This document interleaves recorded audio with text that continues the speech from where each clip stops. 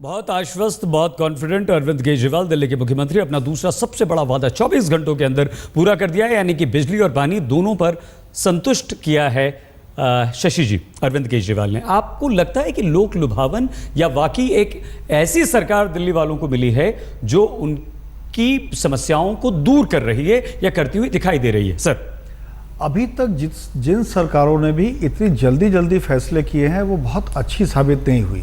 मैं इनकी नीयत पर संदेह नहीं कर रहा क्योंकि अभी परिणाम पूरी तरह से सामने नहीं आए हैं। इनको मौका देना चाहिए। फैसले अच्छे हैं, मैं इसका स्वागत करता हूं, लेकिन बातों में कैच है कहीं ना कहीं। एक बात जैसे उन्होंने कही कि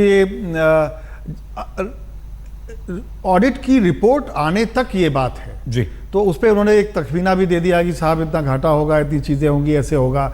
लेकिन बार बार एक सवाल ये उठ रहा है कि आखिर इन वादों को पूरा करने के लिए जो राजस्व की ज़रूरत होगी वो कैसे लाएंगे, उसका कोई रोड मैप उन्होंने नहीं दिया है।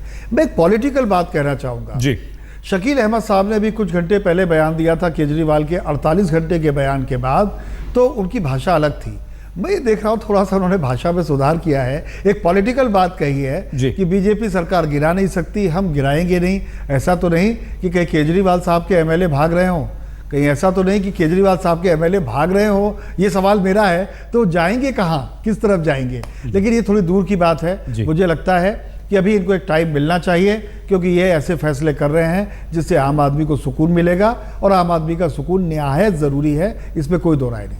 तो दिल्ली की जनता राहत सुकून महसूस कर रही है जो निहायत जरूरी शशि शेखर जी जैसे बता रहे हैं। और जिस वक्त दिल्ली के मुख्यमंत्री अरविंद केजरीवाल ये घोषणा कर रहे थे बिजली के दामों में 50% कटौती की, हमारी संवाददाता रीमा पराशर वहीं पर मौजूद थी, इस वक्त हमारे साथ हैं। रीमा, इससे बड़ी खुशखबरी जो वादे कोई एक राजनीतिक दल करता है 24 घंटों के अंदर शपथ लेने के, उन दोनों बड़े वादों को पूरा कर देता है। शायद जनता को इससे ज्यादा राहत कोई नहीं दे सकता, इससे बड़ा नए साल का तोहफा कोई नहीं दे सकता। लेकिन कोई क्या ऐसा रोड मैप, जो सवाल उठ रहा है रीमा कि खर्च कहां से आएगा, पैसा कहां से आएगा, घाटा कैसे पूरा होगा, कुछ कहा है अरविंद केजरीवाल ने? रीमा,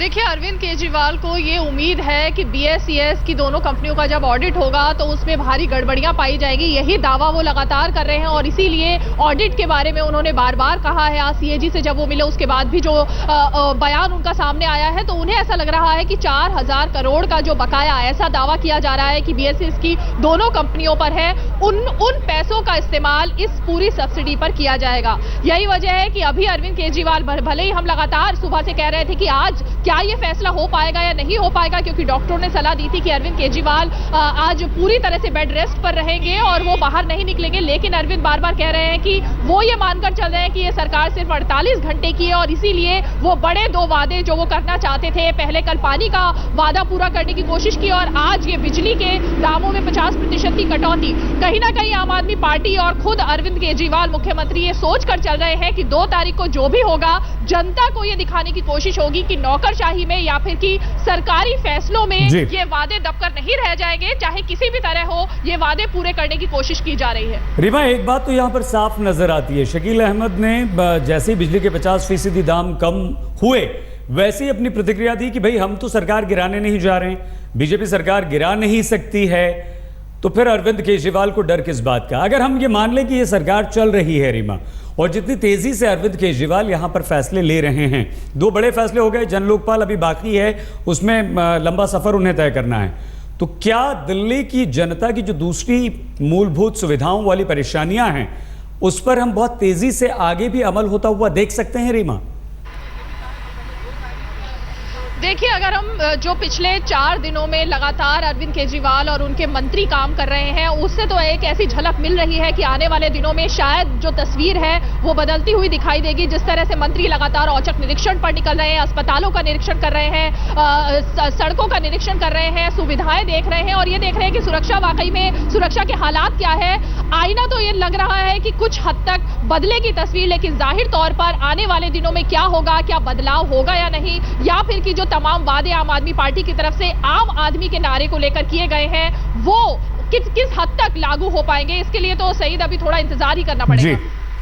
रीमा, बने रहिए आप हमारे साथ और बातचीत हम आपसे करेंगे। दोबारा आपके पास आएंगे। दिल्ली सचिवालय के बाहर से हमारी संवाददाता रीमा पराशर हमारे साथ बनी हुई हैं।